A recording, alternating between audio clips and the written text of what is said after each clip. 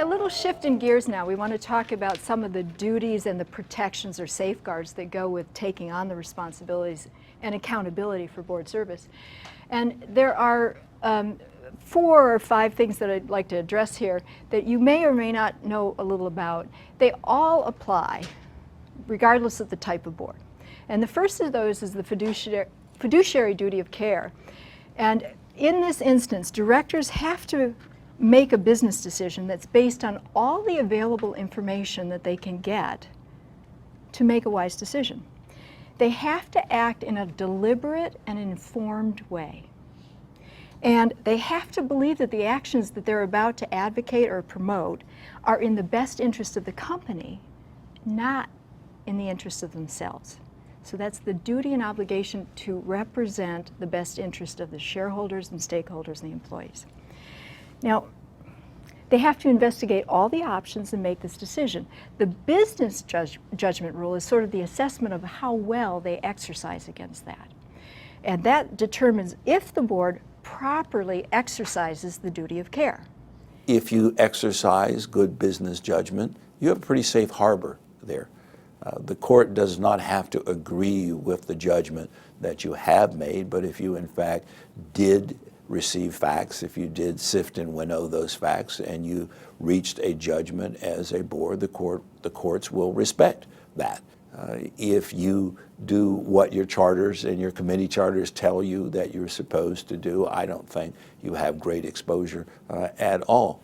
If you do stupid things, you should be exposed. Now, the release on that is, if they've done so, then they are not held liable or subject to suits from the shareholders. So if they can show through their duty of care that they did the right thing with the best information that they had at the time, then they are not held liable for negative consequences that come out of a decision that was best informed in the moment. Now, people can fight about that for a while, but that is the protection. If they've done their homework and they've done their due diligence and they've made the best judgment they could with the information that they had, then they probably will pass that business judgment rule. So you can't be held accountable for a decision that was wisely made if a negative outcome occurs that looked like a good decision at the time. That becomes a debate on some occasions, but that is the stronghold there. Now, follow up to that is the duty of loyalty and the duty of good faith. Loyalty is the duty to protect the corporation's interests.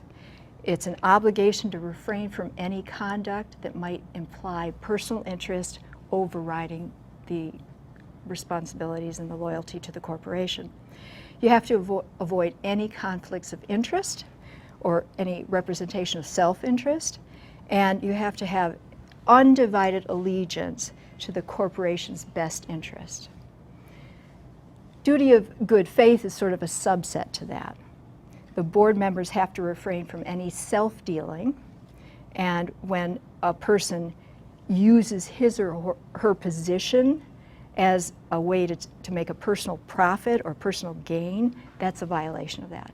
So imagine an example where you have a side deal or a contract that's not gone for bid that you get personal gain from that was not disclosed at the board meeting or to anybody. That would be a violation.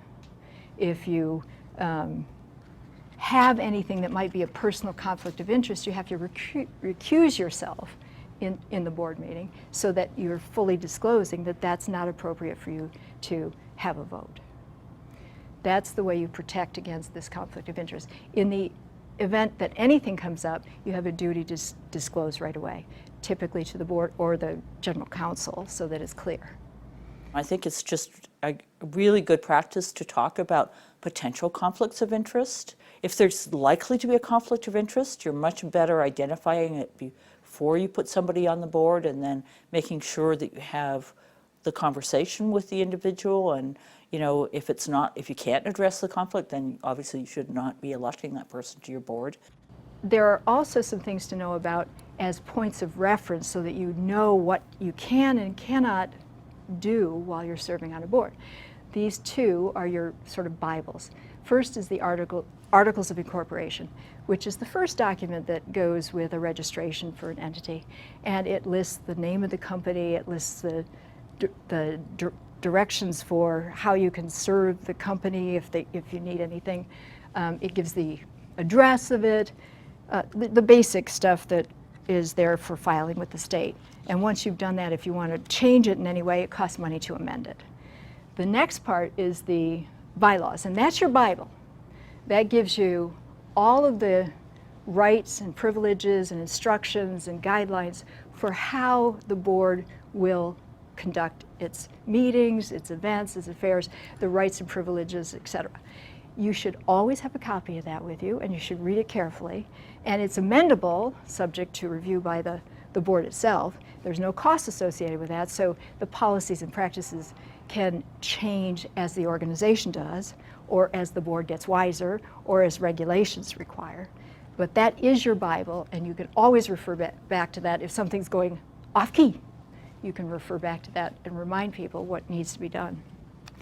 It should address some of the policies as well as the practices. So a definition of conflict of interest should be in there.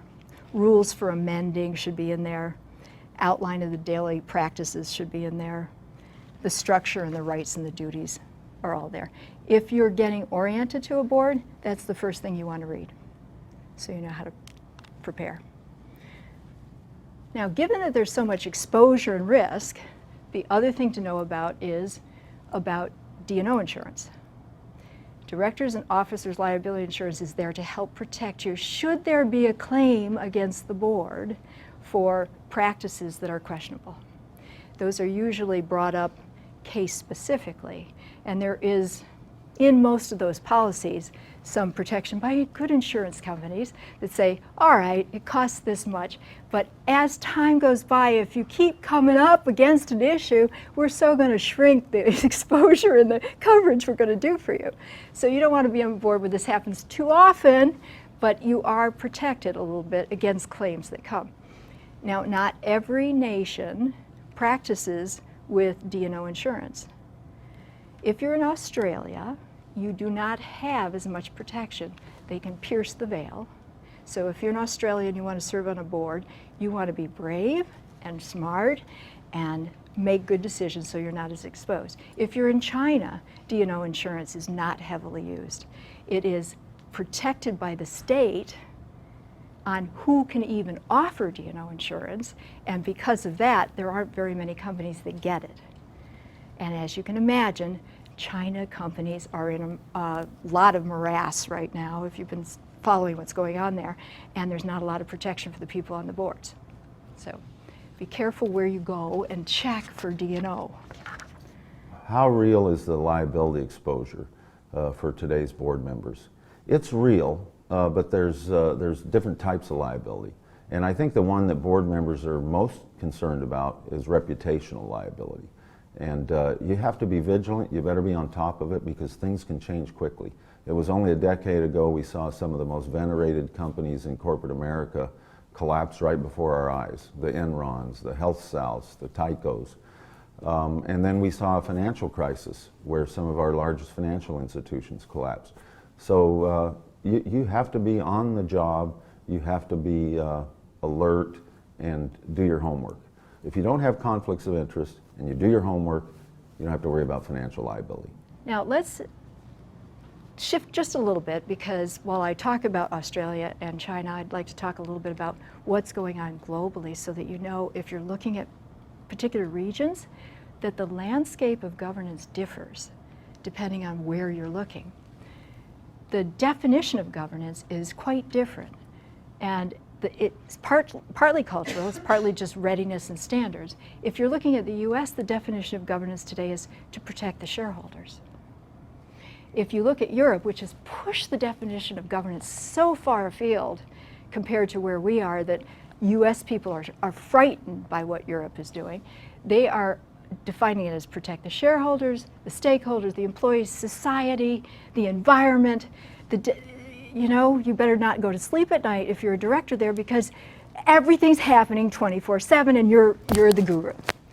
In China, it's about balance of interest between the shareholders, the government, and employees. There's a lot of interlacing going on there, and it's a much more convoluted situation. So we would say that the same way that a board is not a board is not a board is not a board, boards are different depending on where they sit. So let's take a look at governance. The standard definition that seems to at least cut across all those borders is it's a set of processes, policies, laws, and customs and institutional structures that have influence over how a company operates. Now, why is it so popular all of a sudden that we're all talking about governance? Certainly, those of you who have been following, there's been a breakdown of public confidence around what the heck have boards been doing? They're asleep at the switch. And all of these issues is an indication that in truth, most people are screaming now, the boards better do a better job. There are just too many complaints about what's going on. And the reaction to the complaints are a lot of changes that are going on, partly in regulations that we see in the United States with Sarbanes-Oxley and some of the new rules that are coming out, but that's not the only thing that's going on. What in truth is happening is all around the globe, based on where you sit, either the government or the privilege of the institutions themselves are running experiments. So if you look here, you'll see people that are looking at structures. Maybe we need to change the structures of boards to get better. Or maybe we have to redefine the accountabilities of the directors. That might make a difference. Maybe we need to change the processes that we're doing. Or maybe we've got the wrong people in the chairs, in which case qualifications, skills, competencies, and leadership matter. Or are the efficiencies by which we operate off the mark? Now, the goal is the same. We want to get better. But each place that you look is trying an experiment. There's no indication yet, and we are looking at this for best practice trends, as to which experiments are going to outride or outperform others. The experiments are worth the look, though.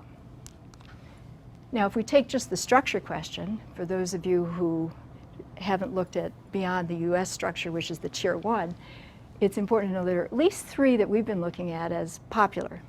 Tier 1 you'd see in the US or the UK, which is the independent directors plus the CEO. And then you just put them all in a room and they duke it out. If you look at a Tier 2 structure, which is more what you'd see in Europe, in the Netherlands or Germany as examples, you have a supervisory board, which is separate and distinct from the management board. Now, the management board are the C-suite people. And so they have different duties and they have to interface. So rather than smush them together in a one-tier board, they're separate, and then they have to have a lot of discussion between the two. And then in China, you've got what is really two-tiered, but it's sideways. So you've got people within one group, which would be comparable to supervisor, except that the government's involved. And then you've got the management board as well. So if you had a subcommittee that was working on a strategy or a possible acquisition, the supervisory board government officer will come and have a little discussion. I was in Beijing, and this is so not going to happen, would be something that you would have as an influence, which you would never be subjected to if you were in a one-tiered board. So having knowledge of that is important. What's true right now is there isn't enough data to know, is one structure better than another? Everybody's looking at it. In fact, many of the two-tiered structured corporations in Europe were seriously interested in a conversion to a one-tiered board up until we started having all of the Enron cases and what have you. They went, oh, that's not going to happen. So everybody's watching to see what's going to be best. Another influence on how governance operates in the globe is based on what we're discovering are 5 different philosophies or beliefs around what is the best thing as a fundamental for board performance. The 5 that we look at as orientations, and you'll have a sheet that will work from here, are just beliefs around governance at all. The first is, it's all about checks and balances. If we have good checks and balances, then we distribute the power and abuse won't happen. A second is it's all about behavior. If we define the ethics really clearly, and we have good, strong moral rules and high integrity, then boards will be just fine. A third is the market will discipline the way governance operates.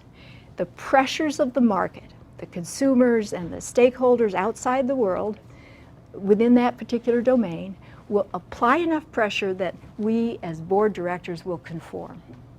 We will live up to the standards and expectations of our stakeholders. A fourth is rules and processes dictate how we will behave. So if we put good ones in place, we'll all get better. And then the fifth is called market ordering, which is a little different than market discipline.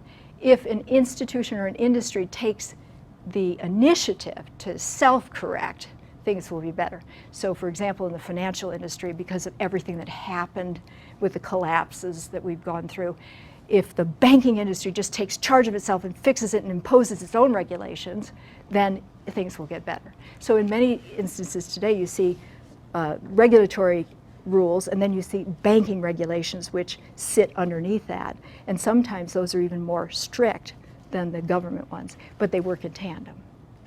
Now those are 5 different beliefs. If you'll take that chart and just plot where you think the improvements will best make governance better, which areas, just plot it on there. Which ones do you think are most important? And then once you put your points on those 5 for how important they are, just draw a line to connect them.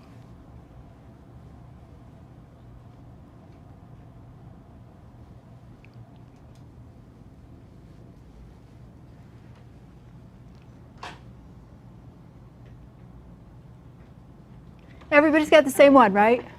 So not.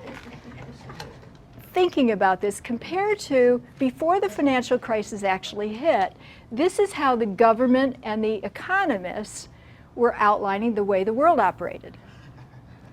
Now you can take a look at yours compared to this. This is how things were going, and this is sort of a global look at if we have these things in place, checks and balances and market discipline, then governance will be fine.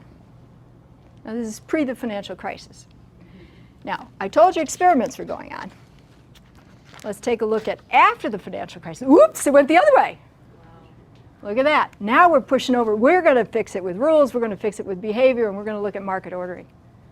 Now this chart, if you break it down into segmentations around particular areas of the world like China, will differ a little bit. But this is the shift that we're watching in terms of philosophy for fix. Now I'm here to tell you we don't know the fix is the fix. This is just where people are looking at it as a reaction.